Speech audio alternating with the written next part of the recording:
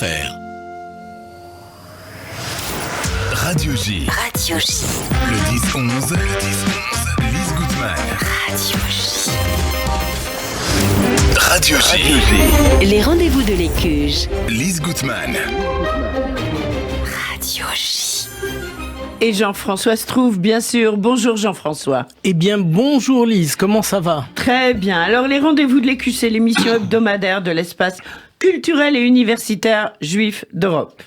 Alors, je propose à nos auditrices et à nos auditeurs un petit exercice sur les activités passées, une sorte de palmarès qui a beaucoup de sens puisque novembre a été une période très faste en termes de nombre d'activités et de leur grande diversité. Alors justement, Jean-François, quelle a été l'activité la plus marquante sur le plan émotionnel ? Alors j'ai rarement autant, je vais employer un terme trivial, flippé. La pièce de théâtre Le Corbeau Blanc, un face-à-face. Dont on avait parlé la semaine dernière. Imaginez entre Eichmann et la psychologue en charge de son interrogatoire, Le Corbeau Blanc, une pièce de Donald Fried avec Nadège Perrier et Hervé van der Meulen, exceptionnels tous les deux, mise en scène par William Mesguich. Nous sommes tous sortis littéralement scotchés par ce huis clos vraiment angoissant, mais sur le plan théâtral, une parfaite réussite. Alors, quelle a été l'activité la plus inattendue ? Alors, William Mesguich a proposé à plusieurs artistes, la prochaine sera Elsa Zilberstein, oui. Mais il avait proposé à plusieurs artistes, acteurs, de lire quelque chose qu'ils ont envie de lire. Et ce qui a été amusant, c'est que Patrick Braoudé, le grand comédien, le grand acteur, le super photographe aussi, a dit « Je vais essayer quelque chose de très original. Je vais vous lire pendant 2 heures un scénario de mon prochain film qui s'appellera Le Voyage. Et la lecture d'un scénario peut a priori paraître ennuyeuse et peu adaptée. » Or, ce qui est assez extraordinaire, c'est que sans la moindre image, uniquement par la lecture d'un scénario, on a tous pu dire après à Patrick Braoudé, grâce à votre lecture, on a pu voir les images du film. C'est assez prodigieux comment un comédien est capable qui est en même temps scénariste, de rendre si bien les images par la voix qu'on finit par les voir de et faire les relier imaginer. L'imaginaire en fait. Oui, en travaillant en travaillant sur l'imaginaire, il nous a fait visiter, il nous a fait voir un film sans la moindre image, et c'est quand même une performance de scénariste, de lecteur, d'acteur absolument prodigieux. Par la simple intonation de sa voix, on savait qui était l'acteur en question, à quel moment, qui parlait à qui. Il rendait à lui, avec sa seule voix, des dialogues entre plusieurs acteurs. Incroyable. Alors, le cours du Grand Rabbin de France à l'Écuge, cette semaine, c'est le mardi 6 décembre. Quel thème abordera-t-il ? Alors, le cours mensuel du Grand Rabbin de France, Raïm Korsia, porte toujours sur un thème extrêmement fort dans le judaïsme. C'est pas des sujets anecdotiques, c'est un sujet qui a été souvent abordé, mais souvent mal compris, c'est celui de la paix et de la guerre dans le judaïsme. On n'imagine pas à quel point c'est un élément déterminant des textes fondamentaux du judaïsme. Il s'agit vraiment de quelque chose qui est à traiter avec beaucoup de précautions, puisque c'est un thème qui pourrait être très mal interprété. Bien sûr. Et le fait que ce soit le grand rabbin de France, et je le rappelle aussi, non seulement grand rabbin de France, mais membre de l'Institut avec toute la connaissance à la fois intellectuelle, historique et sa connaissance des textes religieux, qui va donner un volume, un cadre réel à un sujet qui est souvent traité de manière un peu basique et pas intéressante. Un peu désinvolte, on va dire. Un peu désinvolte. Ça mérite un vrai cours sur texte, et le texte est distribué aux participants afin qu'ils puissent suivre. C'est pas quelque chose de dit en l'air, ça reste sur le papier. Oui, il y a l'écrit. Dans le judaïsme, l'écrit est fondamental. Et c'est si important, bien sûr. Ah, on va parler de jazz maintenant. Le jazz avec la fameuse seconde saison de jazz à l'Écuge. La prochaine session, c'est le 15 décembre. C'est très vite. À 20h30 avec Thomas de Pourquerie et Andy Hemler. Alors on appelle ça le chauffe power parce qu'ils sont chauves tous les deux. Oui. Et donc, 2 virtuoses se retrouvent sur scène. Ils sont amis. Ils vont jouer de l'improvisation sans répétition. Attention, hein, c'est un exercice sans filet, mais ils sont coutumiers du fait. Donc, Thomas de Pourquerie, couronné par 2 victoires du jazz et qui a reçu le prix Django Reinhardt 2022 du meilleur musicien de l'année par l'Académie du jazz.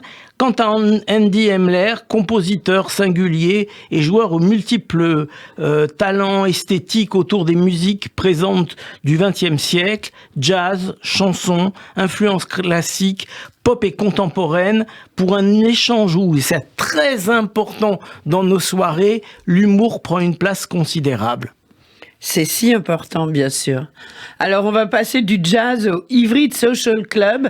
Et là, c'est dès ce soir. Ah ouais, alors là, j'aime bien parce que c'est moi qui ouvre la marche, en général, du Ivry Social Club. Ouais. Et on voit Jean-François, il adore parler hébreu. Et puis, on voit les gens arriver, on voit le sourire, parce que comme c'est pas un cours formel, mais un échange informel, les gens ont la décontraction de ces moments-là. C'est vrai. Ils sont tranquilles, ils ont même le droit de faire des fautes, parce que le but, c'est de les faire s'exprimer. En hébreu, on dit moutar la sotchgiot. On a le droit de faire des fautes. Voilà. Bémet, Ivry Social Club, moutar. Et vraiment, au Ivry Social Club, c'est autorisé. Voilà. Et donc, surtout, retenez bien que le 8 décembre aussi, il y aura un Ivry Social Club, mais il sera en présentiel avec une chanteuse. On vous laisse un peu le temps de découvrir. On vous révèle rien encore. D'accord. Comme ça, au moins, vous êtes un peu de teasing autour de cette soirée du 8 décembre. On attend impatiemment. Et tout de suite, on va quand même évoquer, bien sûr, il n'y a pas d'écuche sans les lundis de Wiesel. Alors, 2 sujets très originaux. Stéphane Gumper, qui va intervenir sur Que signifie croire, la psychologie de la croyance, selon Pierre Janet, un auteur qui a laissé un ouvrage sans vraiment aller jusqu'au bout. Il a été interrompu dans son écriture et c'est Stéphane Gumper qui va accompagner la découverte de ce texte et ce sera le 5 décembre. Immédiatement suivi la semaine suivante par Redécouvrir Benjamin Fondane, un poète juif dans les temps de persécution. Et c'est Francine Kaufmann, notre amie Francine Kaufmann, aux multiples talents qui s'y collent. Alors, une exposition maintenant dont on parle beaucoup, et puis qui est aussi présentée dans le dernier numéro d'Actu-J, présentée par 50 artistes peintres et sculpteurs israéliens du 30 novembre au 20 décembre, mairie du 9e, 6 rue Drouot. C'est suffisamment rare pour être apprécié. Il faut y aller, Jean-François. Oui, alors, ce qui est intéressant, il y aura d'ailleurs un vernissage ouvert au public, si je me souviens bien, le 6. Donc, c'est une expo qui permet à des artistes de toutes sortes d'expressions de pouvoir exposer. Ça montre la diversité exceptionnelle, la créativité exceptionnelle d'artistes, souvent très jeunes, mais pas que des jeunes, qui viennent avec une imagination et les objets sont très très divers. Elle fait suite à une expo que nous avions organisée à l'Écuge, c'est pour ça que l'Écuge a donné son soutien à cette expo. Elle fait suite à une expo qu'on avait fait dans nos murs avec évidemment moins d'artistes parce qu'on n'a pas les mêmes possibilités que la mairie du 9e, mais la diversité était frappante et aussi l'ambiance très Heimisch, très familial de ces artistes les uns par rapport aux autres. L'un allait prendre un pot, quelqu'un était intéressé par une œuvre, c'est le collègue qui renseignait. Ça, j'aime bien. Ça, c'est vraiment le genre un vrai échange, une ambiance où chacun n'est pas comme dans un centre commercial, braqué sur sa boutique, mais bien chacun valorise aussi le stand des amis et cette ambiance-là, elle mérite d'être retrouvée dans le 9e arrondissement. Alors, à la mairie du 9e, et c'est quand même pas rien, mairie du 9e, 50 artistes israéliens. Quand on connaît un contexte sociopolitique, quand on entend les infos juste à l'instant, on comprend à quel point c'est important. C'est pour ça que j'insiste. J'ai un de mes amis qui s'appelle Guy Marzouk, pour ne pas le nommer, qui avance le concept du boycott. C'est-à-dire contre le boycott, il faut acheter. Boycott, c'est-à-dire quand vous voulez des œuvres israéliennes et qu'elles sont à votre portée, qu'elles vous plaisent, plaisent, n'hésitez pas à les acheter. Ben oui. C'est très important que aussi on manifeste contre des gens qui hurlent leur haine, que nous on dise, nous les œuvres israéliennes, on les aime bien, on les soutient, on les achète. Ouais, le boycott. Faudra qu'on le reçoive. Tiens, c'est très intéressant comme notion, je trouve. On a fait le tour de la question, donc Oui. on sera bien sûr aussi le 6, mairie du 9e. C'est à quelle heure ? Je pense à 18h. À 18 il me semble. heures. J'ai pas D'accord. noté, mais bon, c'est vérifiable, on peut Oui, retrouver. bien sûr. Et c'est aussi, bravo aussi à la mairie du 9e. Mais oui, d'avoir courageux et tout. accueilli ces 50 artistes israéliens. C'est vraiment extraordinaire. On peut être fier d'avoir des élus locaux qui ont cette force et ce courage. Exactement, vraiment merci et bravo à eux. On soutient Jean-François. ActuJ, Radio J, Voilà. Écuge, nous soutenons tous cette initiative de la mairie du 9e arrondissement qui va faire aimer à la fois les artistes israéliens, mais renforcer les liens très forts qui existent entre la France et Israël, entre Paris et les villes d'Israël. Évidemment. Jean-François, pour aller à l'Écuge, on fait quoi ? Déjà, on peut téléphoner au 01 53 20 52 52. On peut aller sur le site écuge.fr où vous avez toutes les informations. Vous remarquez, on vous donne pas toutes les informations de ce qui se passe à l'Écuge parce qu'on aimerait vous pousser à aller sur le site, découvrir l'immense richesse de nos activités et de là, vous pouvez vous inscrire à toutes les activités qui vous intéressent. Sinon, vous pouvez écrire à info avec un S, @écuge.fr et naturellement, visiter, voir les nouveaux locaux qu'on inaugurera en grande pompe avec une plaque posée par la ville de Paris. J'en parle très rapidement. Alors, la date sera fixée, ce sera début janvier 2023. Une date très précise sera donnée. Et je voudrais donner un coup de chapeau à une élue qui s'appelle Laurence Patrice, qui a demandé au Conseil de Paris de voter la pose de cette plaque. Elle a obtenu l'unanimité au Conseil de Paris de novembre. Et elle a également présenté le colloque de dimanche sur le 9 rue Guy Patin. C'est elle qui a fait l'introduction au colloque. Et quand on a une élue parisienne comme ça, qui est aussi motivée, proche et engagée, elle mérite réellement un coup de chapeau. C'est le coup de chapeau est donné. Merci, nous on se retrouve la semaine prochaine. Avec plaisir. Voilà, pour une nouvelle émission. Merci Jean-François Strouf. Radio J. Votre programme revient dans moins d'une minute. Radio J. Bonjour. Le 6-9, Ilana Ferradian. Retrouvez-moi tous les matins avec mes chroniqueurs et mes invités. De 6h à 9h, au menu, politique en Israël, politique en France, mais aussi culture, société, santé, judaïsme, histoire. C'est tous les matins, de 6h à 9h sur Radio J. Le KKL, depuis 120 ans, une histoire extraordinaire. Une aventure qui mêle écologie, réalisation d'infrastructures et plantation d'arbres. Une histoire d'éducation sioniste et d'investissement dans le futur des jeunes générations. Le KKL, c'est la réalisation du rêve de ceux qui ont cru en ce miracle que l'on appelle Israël. Mais par-dessus tout, le KKL, c'est un amour indéfectible et un engagement pour la terre et le peuple d'Israël. Faites partie de cette aventure en soutenant le KKL de France. Faites votre don sur kkl.fr.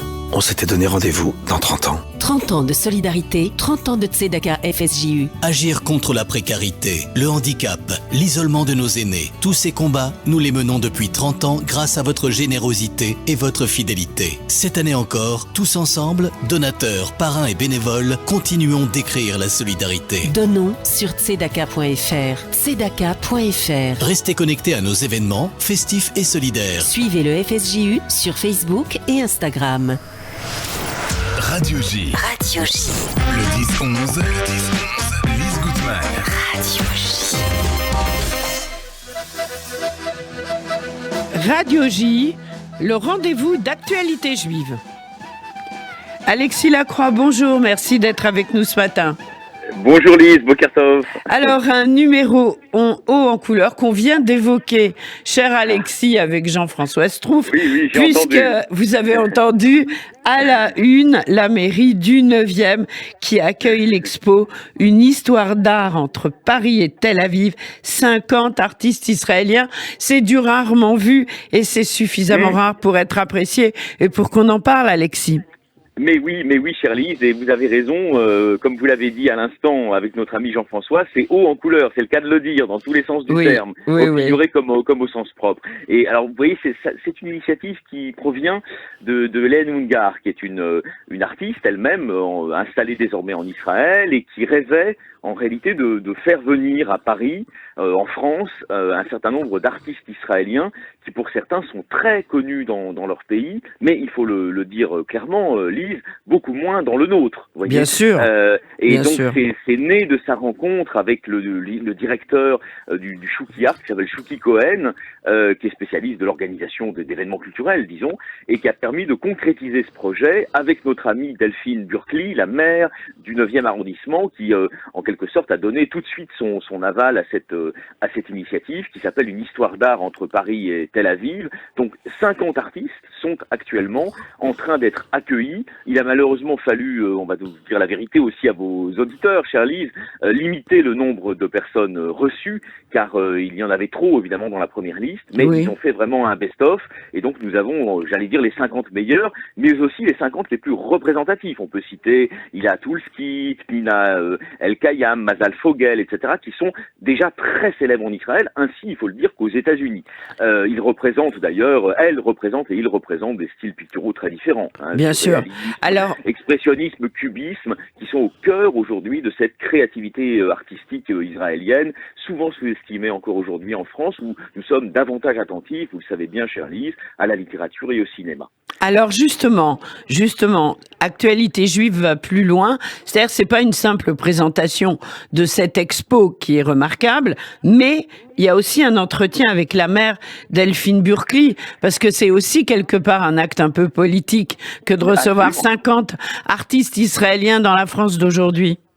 Oui, absolument. Et je peux témoigner d'ailleurs de la constance, des convictions fraternelles à l'égard de l'État juif de Delphine Burkli, que je connais depuis presque une vingtaine d'années maintenant, et qui n'a jamais ménagé sa peine sur la scène politique française, mais plus particulièrement parisienne, pour resserrer les liens de coopération, d'amitié et de coopération culturelle entre Paris et Jérusalem. Et d'ailleurs, elle le dit à notre journaliste Robert Sander, c'est aussi d'ouvrir de nouveaux horizons, qui consiste pour elle à proposer aux Parisiens une rencontre avec un art, avec des arts picturaux et on va dire plus largement des arts plastiques qu'ils n'ont peut-être pas eu l'occasion de découvrir, mais évidemment vous avez bien compris aussi la dimension politique, ou comme on dit aujourd'hui métapolitique de l'opération. C'est aussi une façon de faire connaître un Israël qui peut faire tomber auprès de ceux qui connaissent mal le pays, un certain nombre de préjugés. Vous voyez, pour le dire autrement, la culture et l'art, que ce soit d'ailleurs les arts picturaux, mais aussi les arts de scène, musicaux, et naturellement la littérature et le cinéma, sont un moyen aussi de sensibiliser à ce qu'est la très vivante démocratie israélienne, des gens qui, en France, peuvent peut-être avoir encore des préjugés à son égard, vous voyez. Donc, évidemment, Delphine Burkli, quand elle ouvre 4 grandes salles de la mairie du 9e, qui est un bel endroit d'ailleurs. Hein, très bel endroit. 4 grandes salles pour les artistes israéliens, pour leur création, pour leurs tableaux et pour leur création de sculptures, etc., plastiques. C'est évidemment, vous avez absolument raison, un acte politique de solidarité, d'amitié, et même, j'allais dire, plus que d'amitié, d'affinité élective, si vous voulez, entre nos deux pays. Bien sûr. C'est pour ça qu'il faut y aller. Il faut y aller. Alors, on parle d'actes politiques. La 12e convention annuelle du CRIF arrive à grands pas. Une interview passionnante du nouveau président, Yonatan Arfi. Et en fait, en lisant ce qu'il exprime et en lisant le contenu de la journée dans Actualité Juive, je me suis dit, mais finalement, aujourd'hui, pourquoi le CRIF ? Alors, c'est une très bonne question. Car nous sommes dans un moment de la vie française, et j'allais vous dire, on peut globaliser encore la focale, la photographie. nous sommes dans un moment de la vie des grandes démocraties où il y a des remises en cause systématiques des institutions. Vous le savez bien sûr. Que ce soit l'école, la justice, la police, mais aussi les associations représentatives et institutionnelles sont souvent remises en cause. Le CRIF, comme d'autres associations, n'y fait pas exception, et nous avons aujourd'hui un président qui a pris, si vous me passez l'expression, le taureau par les cornes. C'est-à-dire il est parfaitement conscient qu'il faut peut-être changer aussi la méthode. Alors, ça commence, et vous avez raison, il faut jamais rien sous-estimer. Ça commence par, au fond, ce qu'ils font là, dans cette convention, qui est la 12e, mais qui est un moment important. Quel est le désir, au fond, de Yonatan Arfi? Vous le savez, dans la tradition du judaïsme français, on a souvent cultivé ce qu'on appelle les alliances verticales. Qu'est-ce que ça veut dire verticale?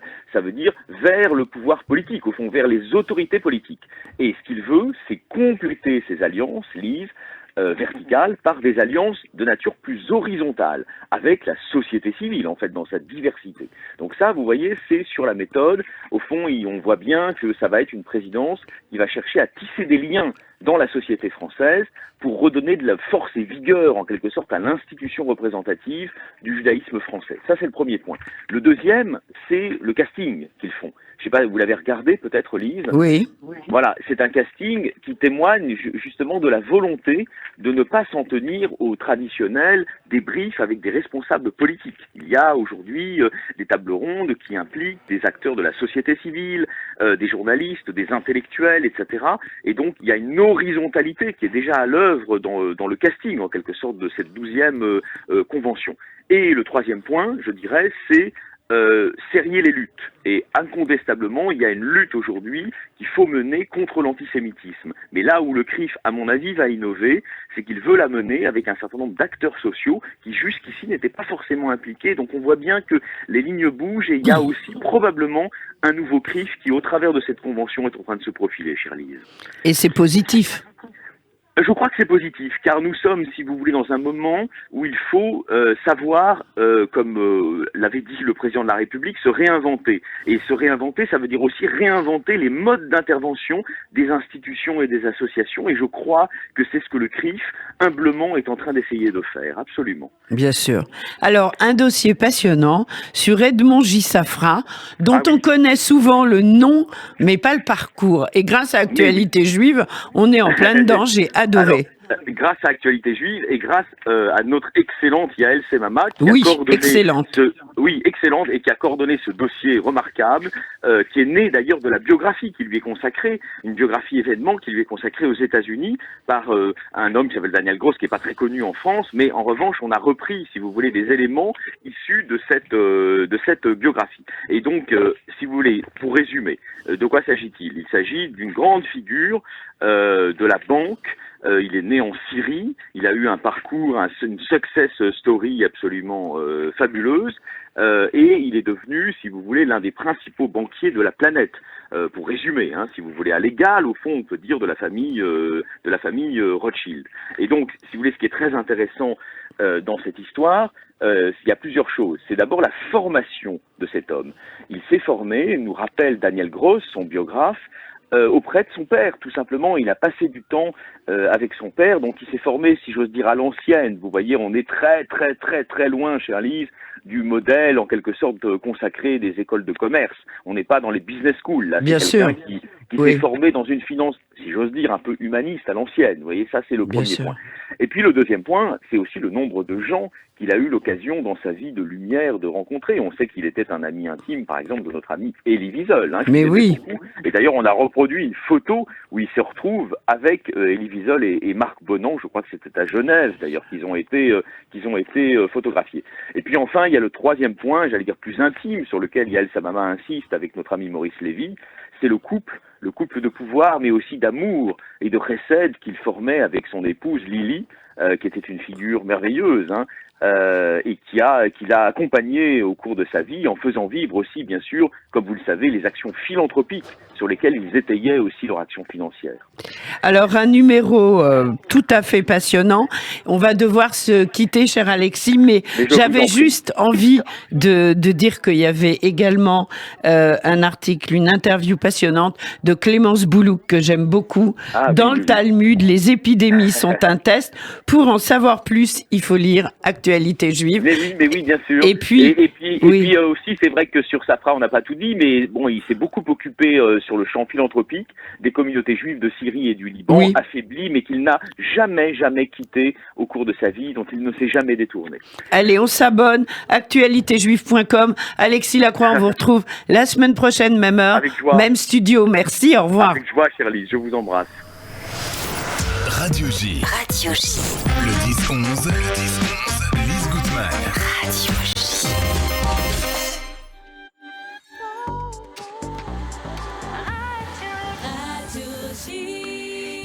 Il est 10h30 et tout de suite, c'est le rappel des titres avec Olivier Issambert. Olivier, bonjour. Bonjour Lise, bonjour à tous. 2 Français sur 3 estiment que la situation sécuritaire s'est dégradée dans le pays. Une hausse de 5% en l'espace d'un an. Un sondage révélé ce matin par l'Institut Elab pour BFM TV. Direction le Moyen-Orient à présent, où un tunnel terroriste sous une école de l'ONU à Gaza a été découvert hier par l'Agence de l'ONU pour les réfugiés palestiniens. Elle dénonce une infraction au droit international. 2 responsables du djihad islamique éliminés par Israël hier à Jenin en Judée-Samarie. Parmi eux figure le commandant du bataillon de la ville. Le djihad islamique menace d'ailleurs Israël de représailles. C'est dans ce contexte que le ministre israélien de la Défense, Benny Gantz, tire la sonnette d'alarme sur la probable nomination d'Itamar Ben-Gvir à la tête de la sécurité publique dans le futur gouvernement de coalition. Selon Benny Gantz, permettre au chef d'Otsama Yehudi de prendre le contrôle de la police des frontières en Judée-Samarie causerait un grave préjudice à la sécurité.